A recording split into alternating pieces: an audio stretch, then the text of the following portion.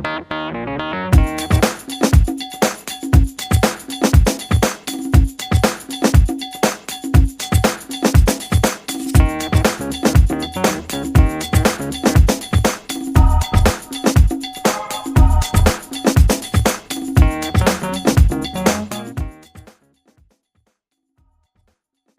fonds de réserve des retraites, c'est un des gros investisseurs de la place et qui a aussi une politique d'investissement responsable. Il commence à réfléchir justement, dans le cadre de l'achat finance durable d'investissement responsable, on a un projet de recherche sur la performance extra-financière et financière des entreprises small et mid-cap, parce que le fonds de réserve des retraites est aussi un investisseur actif sur ce domaine-là.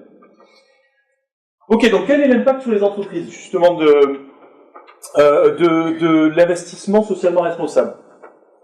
Donc on peut penser que, donc on a discuté sur le fait qu'une partie des marchés financiers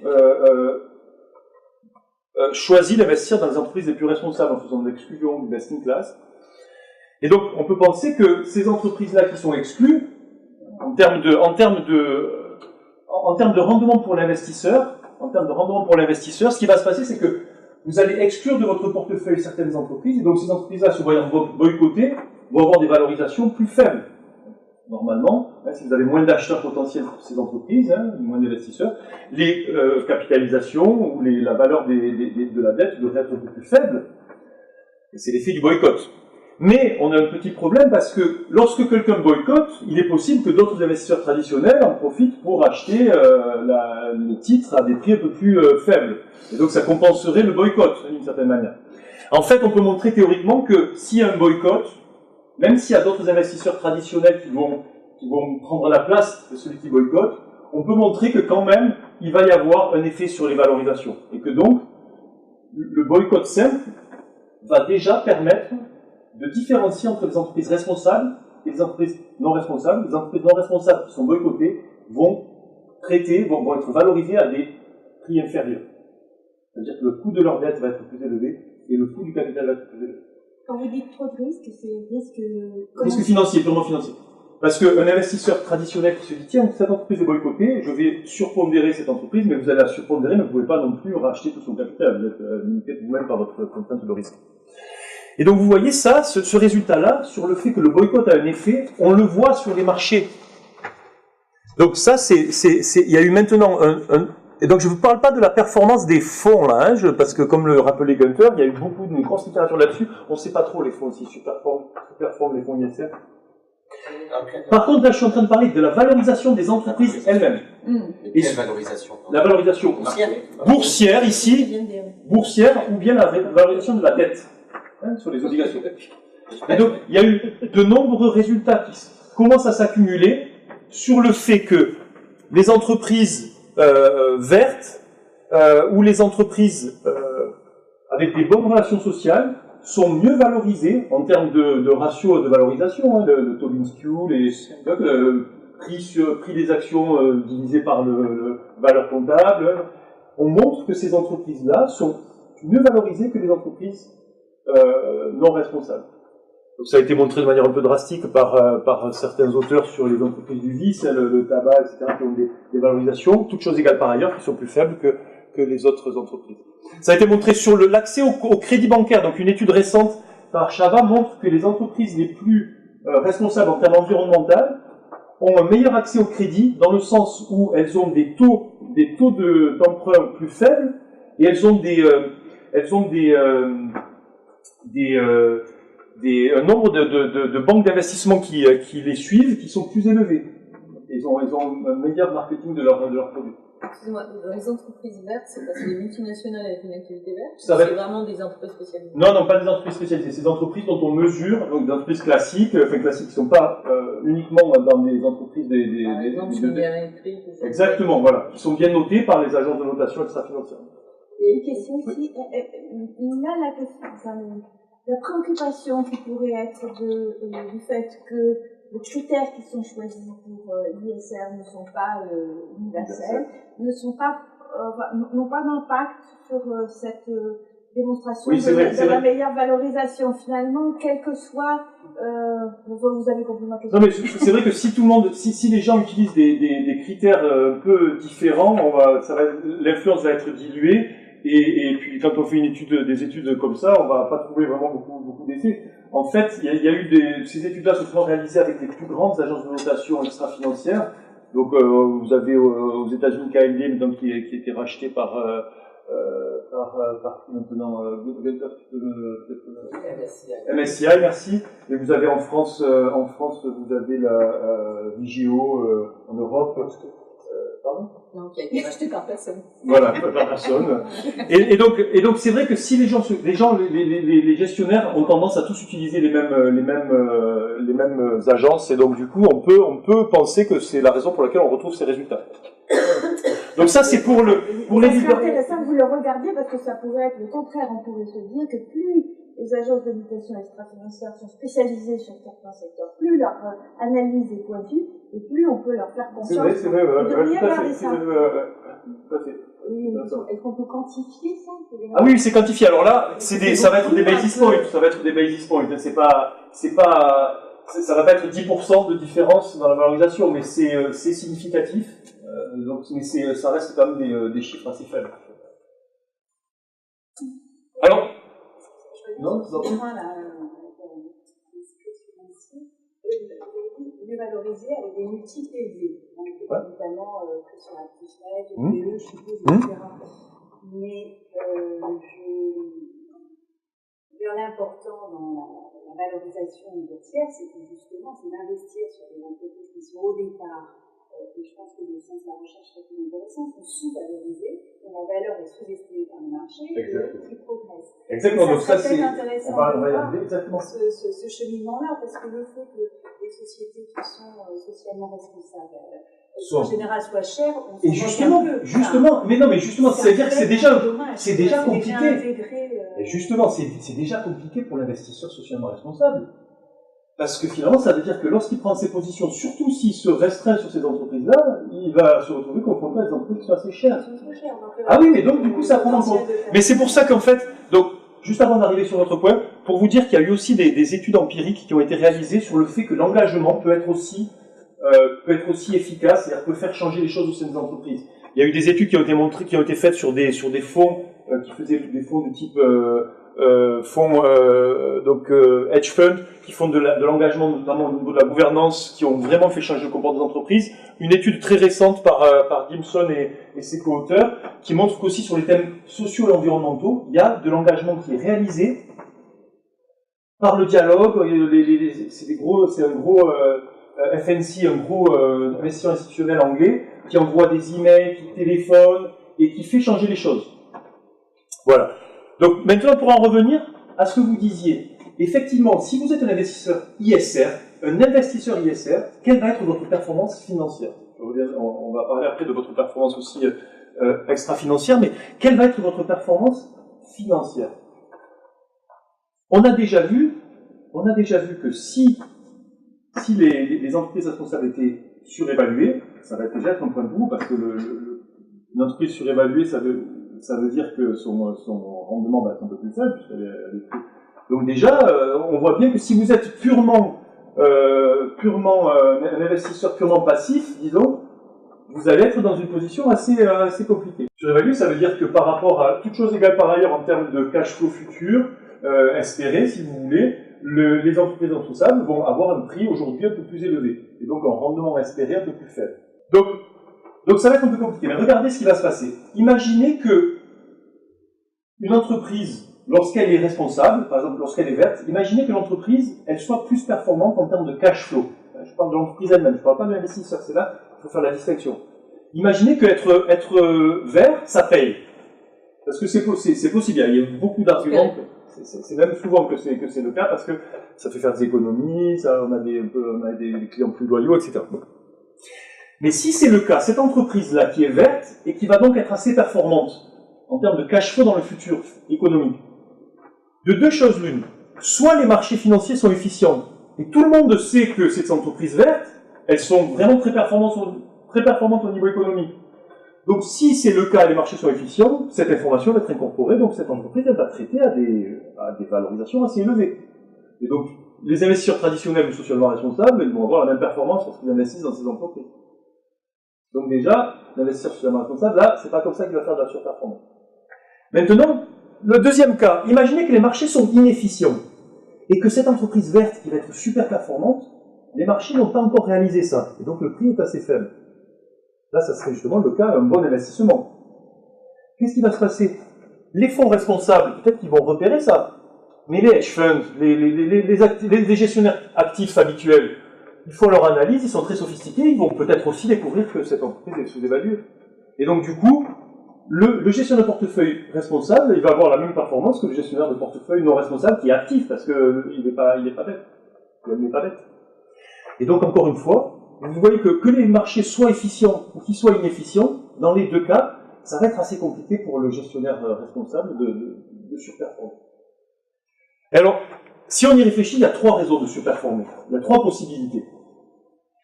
La première, c'est qu'on peut penser que les analystes qui sont vraiment très spécialisés dans l'extra-financier, ils vont être plus aptes à détecter les relations entre la performance extra-financière aujourd'hui et la performance économique demain.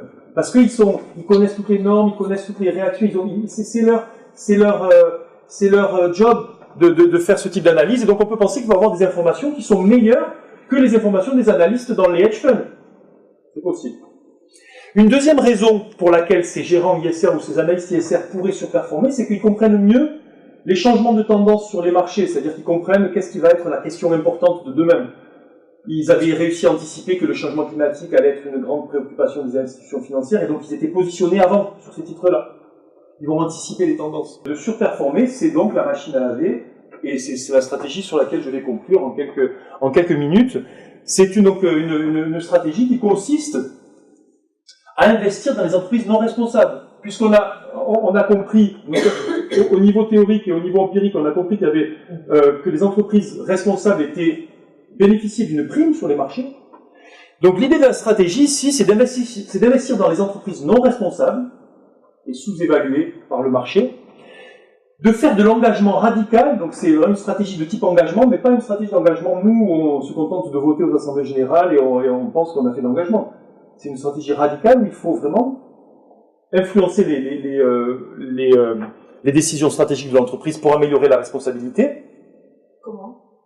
En prenant une partie du capital qui est suffisamment importante, en dialoguant le plus possible, dès que le PDG se déplace, on y est aussi, on essaie, si on peut avoir quelqu'un sur le board, on essaie de...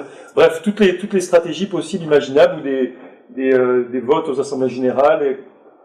Et ensuite, une fois qu'on a amélioré la performance extra-financière de l'entreprise, on peut se permettre de revendre une partie de cette firme et de prendre le bénéfice qui est lié à la prime de responsabilité. Donc c'est ça la logique de la stratégie de la machine à laver, et c'est une logique, vous voyez, qui est un peu différente de celle qui vous dit je vais prendre le best in class. Au contraire, je vais prendre le worst in class. Pas forcément le worst, parce que je vais vous montrer quelles sont les conditions. Quelles sont les conditions qui doivent être réunies pour qu'on puisse vraiment à la fois changer le comportement de l'entreprise et à la fois faire du profit financier. Parce que pour l'investisseur, c'est pas évident. La première condition, c'est que on doit être capable d'identifier quelles sont les entreprises non responsables, mais il faut comprendre quelles sont celles qui sont sous-évaluées, parce que des fois le marché peut-être lui-même n'a pas compris que cette entreprise était non responsable. Et puis il faut aussi comprendre quelles sont les entreprises qui peuvent être vraiment transformées. C'est-à-dire que si vous investissez dans une entreprise de tabac pour en faire marchand de fleurs, ça c'est pas possible, quoi, parce que donc il faut trouver une entreprise pour laquelle on peut changer la stratégie ou le business model pour améliorer sa performance extra-financière. Il y a tout un travail de recherche, quoi, pour savoir qui est. Donc ça c'est une première condition. Une deuxième condition qui doit être satisfaite pour que cette stratégie marche, c'est qu'il faut qu'on puisse prendre le contrôle de l'entreprise. Pas forcément 50% des titres, mais au moins un contrôle, avoir une influence sur l'entreprise. Des fois, même si on n'a que 5% des titres ou 3%, on peut se débrouiller pour avoir de l'influence. Donc j'ai indiqué ici quelques manières de faire. Et puis la dernière condition qui doit être satisfaite, et il me semble que c'est la plus intéressante, c'est que l'investisseur lui-même qui est en train de mettre en œuvre cette stratégie, il faut qu'il réunisse deux conditions.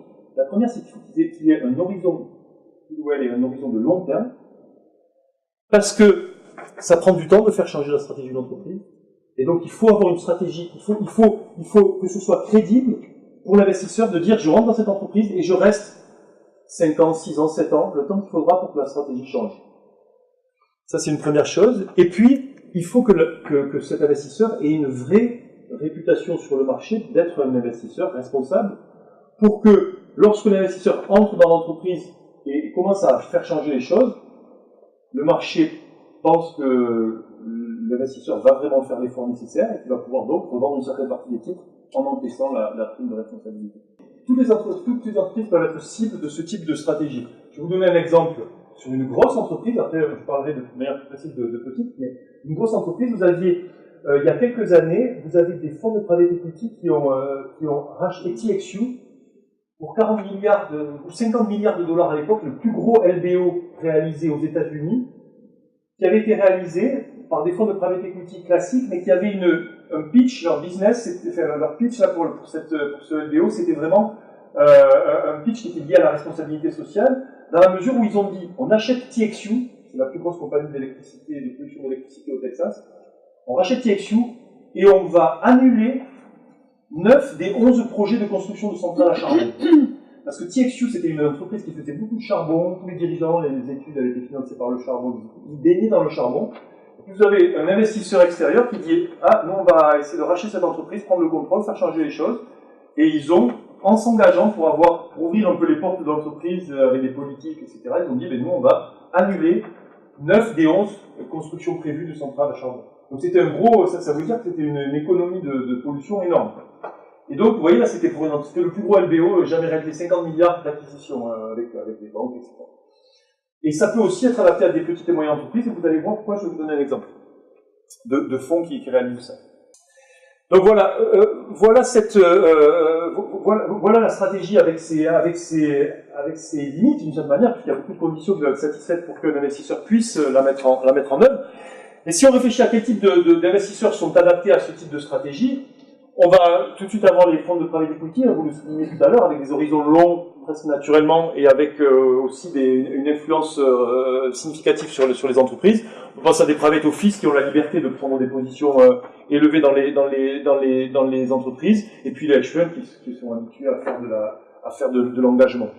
On peut penser néanmoins aussi que des fonds communs de placement ou des fonds de pension qui ont des limites sur l'influence réelle qu'elles peuvent avoir pour des raisons de régulation et des raisons fiscales, qui sont souvent limitées sur l'influence qu'elles peuvent avoir sur les entreprises ou sur le poids qu'elles peuvent avoir dans le capital. On peut penser qu'en se coordonnant sur la politique d'engagement, elles pourraient répliquer ce type de stratégie en utilisant des plateformes de discussion. Il y en a par exemple pour les Principles for Responsible Investment, ils ont une plateforme qui permet aux différents investisseurs de discuter sur quels sont les meilleurs thèmes d'engagement. Donc ça, on peut penser que c'est une bonne manière de se coordonner pour mettre en œuvre la stratégie de la machine à laver. Donc en termes de risques, quels sont les risques qu'il faut prendre en compte quand on veut faire ce type de stratégie responsable? On a un premier risque de réputation qui est assez fort parce que dans cette stratégie, avant toute chose, vous commencez par investir dans des entreprises sales. Donc déjà, si on regarde votre portefeuille, on va dire, attendez, vous détenez le charbon, des entreprises qui ont des problèmes avec les droits de l'homme. Donc là, si on regarde votre portefeuille, vous avez intérêt à être bien clair sur le fait que votre stratégie, c'est de faire changer les choses et que... Premier risque réputationnel. Donc déjà, si vous êtes gestionnaire de fonds et que vous avez des comptes à rendre avec des politiques, ça va pas être forcément évident. Et un deuxième risque juridique, si vous êtes des fonds qui essaient de vous coordonner, un autre risque juridique qui est lié au fait que vous avez un risque d'action de concert, et donc il faut essayer de réfléchir à ça. Si vous vous coordonnez, il vaut mieux se coordonner autour d'un café plutôt que via des emails et des choses comme ça. Donc, jusqu'à présent, cette stratégie de la machine à laver, si vous voulez, c'était une stratégie... La machine à café et la machine à laver. Voilà. C'est autour de la machine à café qu'on peut faire la machine à laver, ouais. Et donc, du coup, cette machine à laver, si vous voulez, la stratégie, nous, on a développé ça parce qu'encore une fois, on avait une vraie demande de la part de nos sponsors pour essayer de réfléchir dans quel cadre est-ce qu'un investisseur pouvait à la fois améliorer le comportement extra-financier des entreprises, ou la performance extra-financière des entreprises, et puis générer de la surperformance. Donc vous avez vu que c'était pas complètement évident, mais c'est possible. En tout cas, en théorie, pendant très longtemps, j'ai présenté ce papier dans des conférences académiques, et donc les gens disaient, ça n'existe pas, personne ne fait cette stratégie, c'était presque vrai.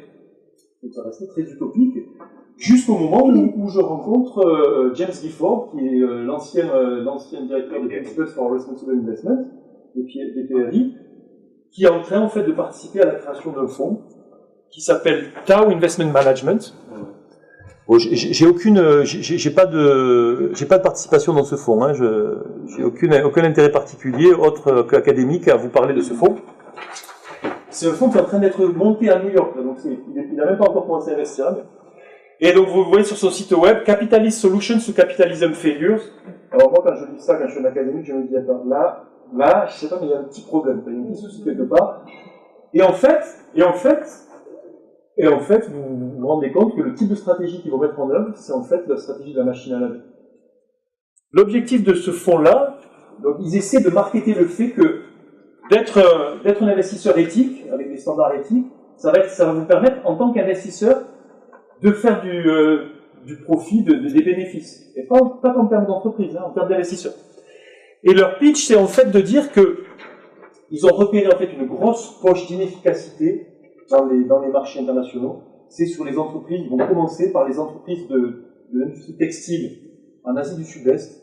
Ils se sont rendus compte que les entreprises, vous savez, ces ateliers qui s'effondrent lorsqu'il y a des catastrophes horribles, ils se sont rendus compte que non seulement c'était des désastres humains, mais en plus que ces entreprises-là, elles étaient complètement mal organisées en termes de business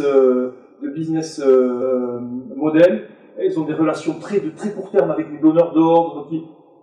Leur objectif, c'est d'acheter ces entreprises-là, de monter un fonds assez significatif. Bon, pour débuter, un fonds, ils vont commencer avec ils vont essayer de lever 1 milliard dans leur premier fonds, donc ça reste très, très faible, mais c'est à la fois assez emblématique. Ils vont essayer de lever ce milliard pour investir à hauteur de 200 millions dans une dizaine, une poignée d'entreprises textiles d'Asie du Sud-Est, ces entreprises-là qui sont des sweatshops, pour essayer d'améliorer de construire des nouvelles usines, améliorer l'outillage, améliorer la formation, la manière dont les employés sont traités, et puis ensuite revendre, essayer d'unifier ces entreprises et de les revendre sur les marchés, en espérant faire un premium pour encaisser le bénéfice financier. Et donc, vous voyez, en fait, ce fonds-là, c'est un fonds qui est en train d'essayer de mettre en œuvre la stratégie de la machine à laver. Donc, ils ne nous ont pas attendu pour avoir l'idée, hein, mais on a un peu convergé sur cette idée. J'ai obtenu le soutien de Alexander Soros, qui est le fils de George Soros, qui gère sa fortune personnelle, et qui est un des partenaires de ce fonds-là. Vous avez aussi un fonds français qui se lance, c'est FitTrust. Voilà, c'est très bien, je vais avoir plein d'exemples, comme ça j'aurai l'air moins bête quand je présenterai mes recherches sur la machine à laver. FitTrust, c'est noté, donc Ils sont dans la logique de dire on enlève un process financier de sélection et on prend les moins bons en termes de... Il faut faire attention par contre, comme s'ils sont vraiment tellement peu, souvent il faut prendre... C'est très récent, ça date d'il y a quelques semaines. Ah bah écoutez, je serais très heureux de les rencontrer, j'essaierai de me... FitTrust Ah ben voilà, écoutez, super. On pourra en discuter après, ou si vous voulez peut-être inviter... Est-ce que vous voulez... Donc là, j'ai révélé le business plan. Merci pour votre attention et puis toutes vos questions et remarques. Merci à vous.